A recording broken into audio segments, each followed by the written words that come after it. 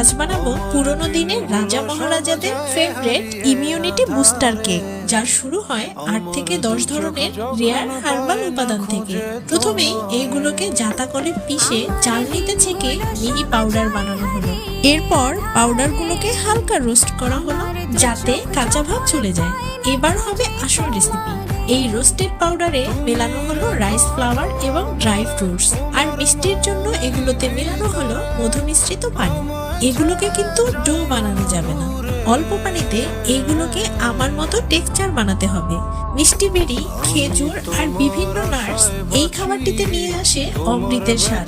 এবার এগুলোকে সাচে ভরে স্টিম করলেই তৈরি হয়ে যাবে হার্বাল মুন কেক। উপর থেকে সফট আর ভিতরে খেজুর ও মিষ্টি বেরির মন মাতানো স্বাদের এত অথেন্টিক একটা রেসিপির জন্য একটা লাইক তো অবশ্যই দেওয়া উচিত। আর কমেন্টসে জানাও, তুমি কি কখনো এইরকম হার্বাল কেক ট্রাই করেছো?